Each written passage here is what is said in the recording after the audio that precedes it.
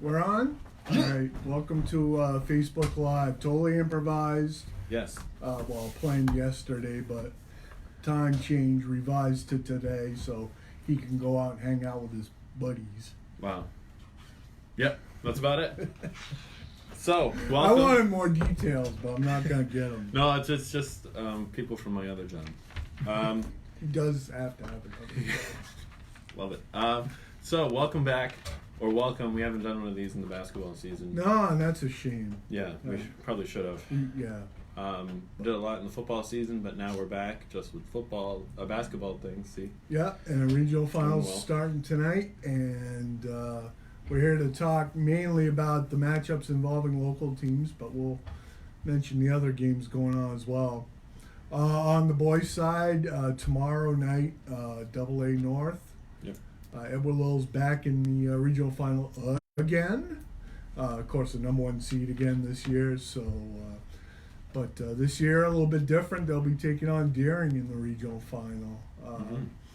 And usually it's been Bangor or Windham in the regional final. Now it's Deering, the number 3 seed, upset. You can probably say upset. Number 2 Bangor.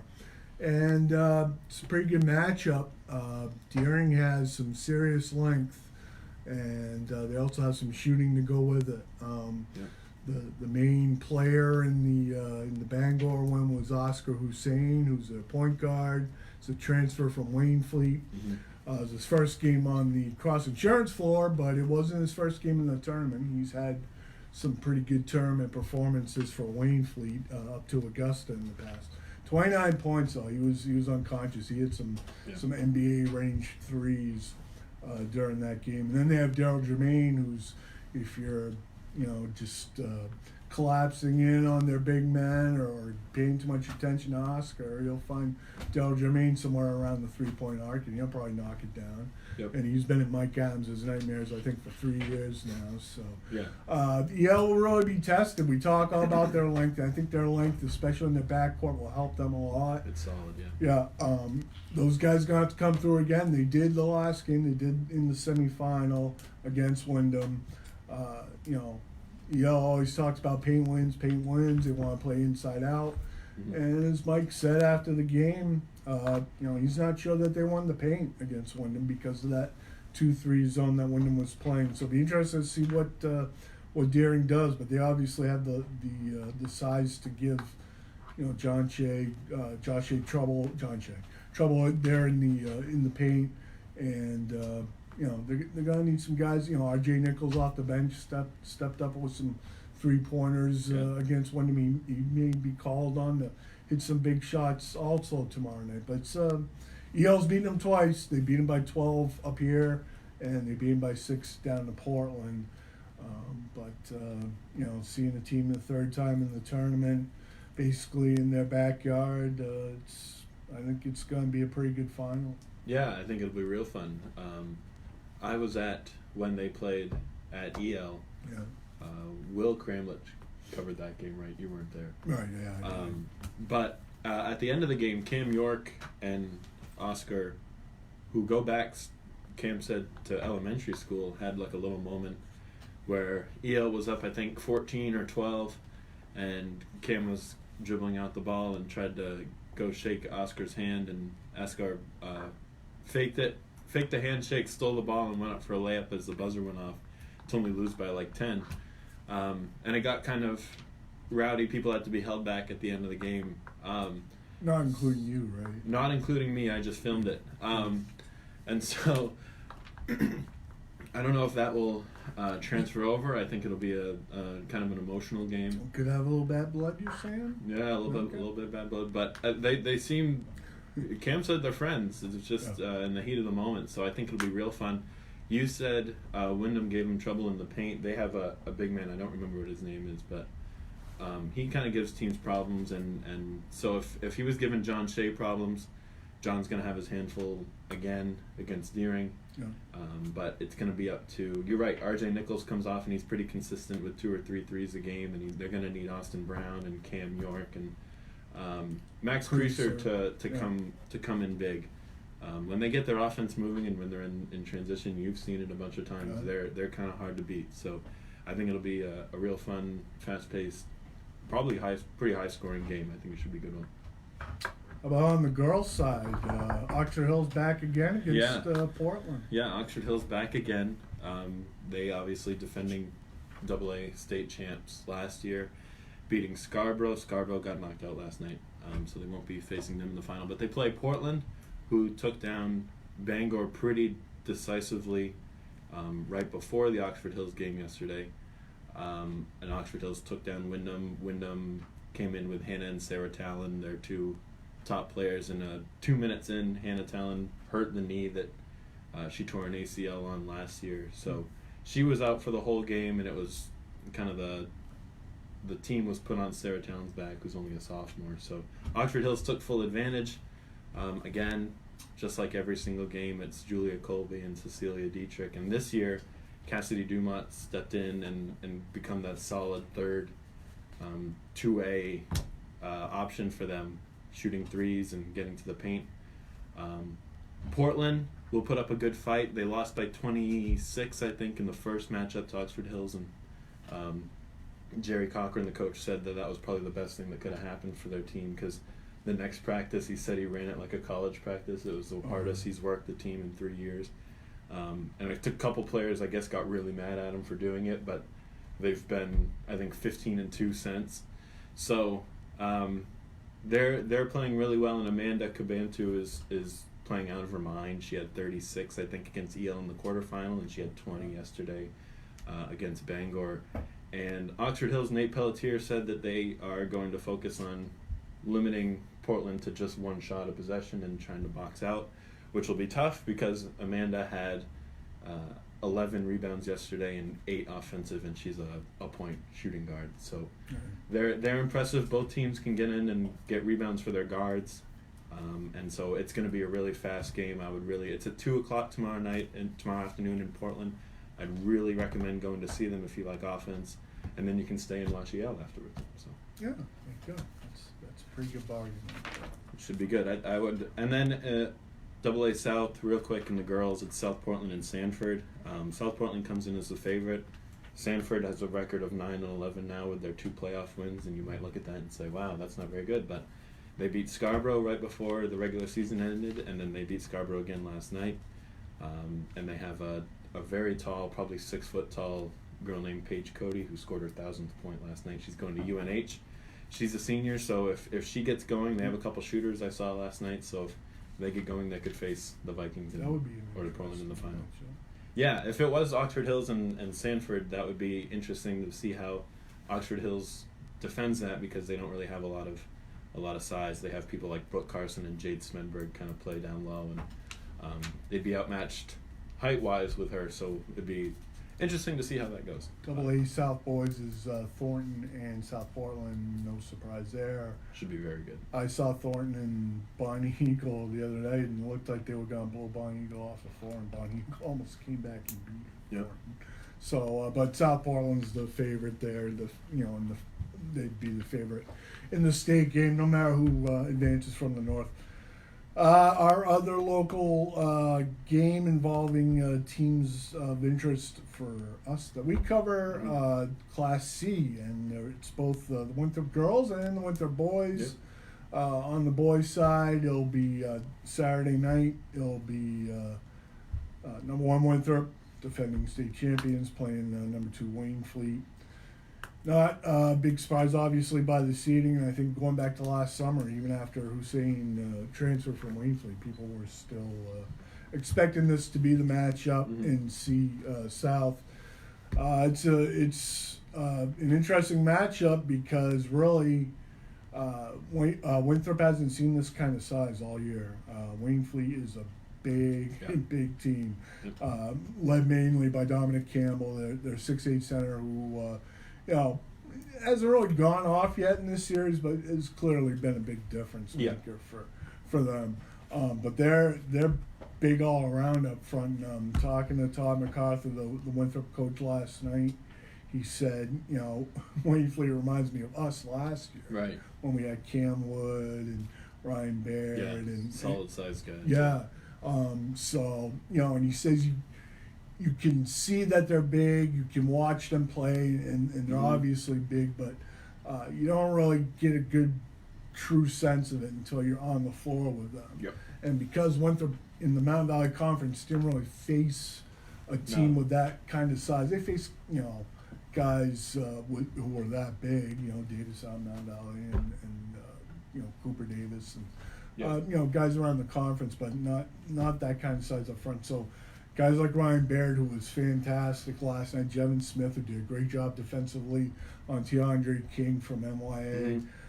That's a tough guard. That they're gonna have their hands full in that game. Yep. So I'm excited to see just what MacArthur has in mind, because his defensive game plan last night, he kept it simple, and DeAndre King, who had 34 points in the quarterfinals, had 1 point. Right. And he's a fantastic player. Yeah, He was off. He was off last night. He was missing shots that he normally makes, but you got to give Winthrop's defense a great deal of the credit. And that's how they're going, if they win tomorrow night, that's how they're going to do it, is just with defense and limiting Wainfleet to one shot, too. They're going to have to crash the boards and keep them off the offensive boards. Have you seen Don Campbell play this year? Well, other than the tournament, no. I mean, I've seen him, the first 2 games he's played in the tournament. But, Okay. yeah, I haven't gotten to see him yet. he's a very skilled I've heard, player. I've heard really good things. He's a monster on the boards. I think I saw him reach back 4 feet behind him for several boards last night. No, I don't doubt it. And so that's going to be a good matchup for the boys' game. The last game of the night, essentially. I'm going up from Portland from the AA North boys, cruising up to Augusta to see that one. I don't want to miss. I want to see the girls' game too. Yeah. Winthrop and Boothbay for a 4th time. 4th time. Winthrop won the MVC title, but lost the 2 regular season games. You're exactly right. They went 0-2 to Boothbay, and they went 16-2 in the regular season. So the 2 losses were to Boothbay by, I think, a combined 4 or 5 points. Really close games. Joe Burnham said, I didn't get to go to either of them, but Burnham said they had leads, and it kind of just kept going back and forth. And then he said in the MVC game, they won by, I think, 12 or 14. Boothbay had a 3-point lead at the end of the 3rd, and then boom, they went on a 12-0 run and won.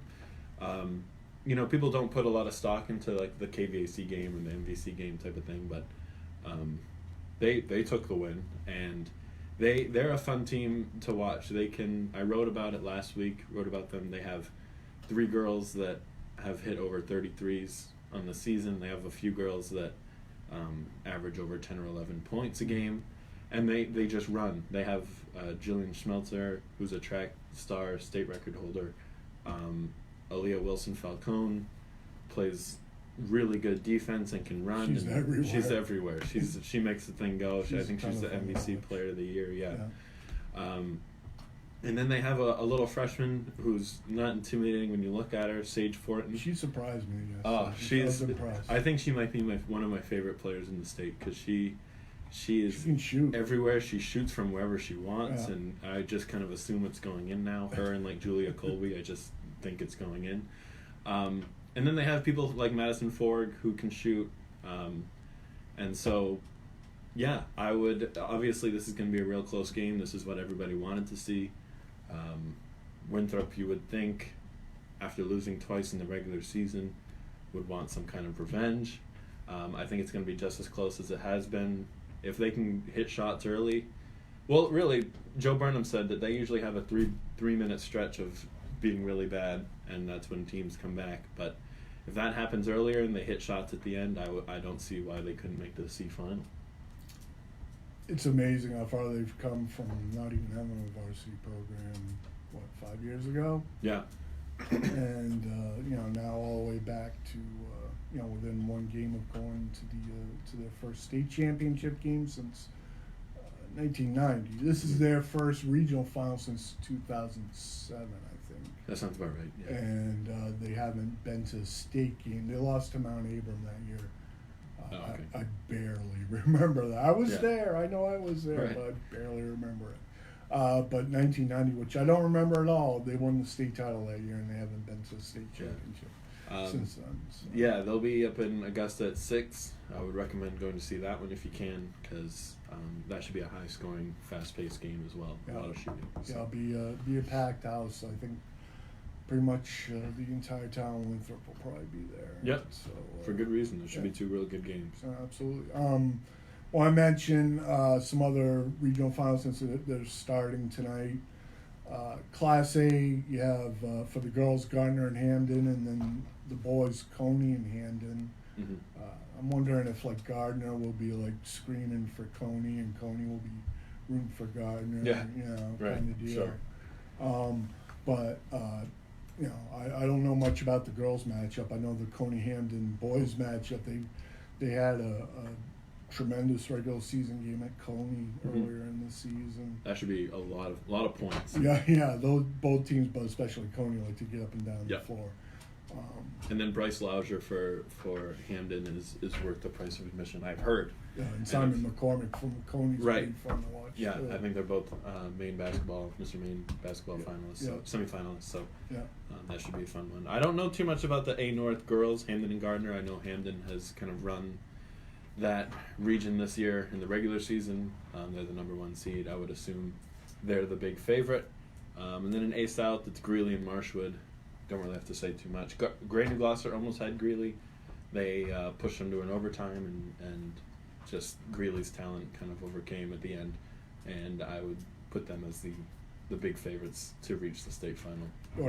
York and Falmouth is a boys matchup in A South. York's undefeated. York's wild.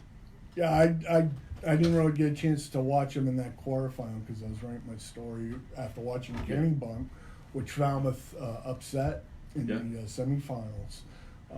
But York's unbeaten, and from what everybody told me, they were kind of Kennebunk but with better shooters, basically. So they really like to run, but they have the offensive firepower to kind of overwhelm teams with that. Took down that talented Greeley team the other day, and then Falmouth, when I watched them play Kennebunk, they like to get up and down too. They have really good guard play too, so should be a good one. I would say York is the favorite in that one, obviously.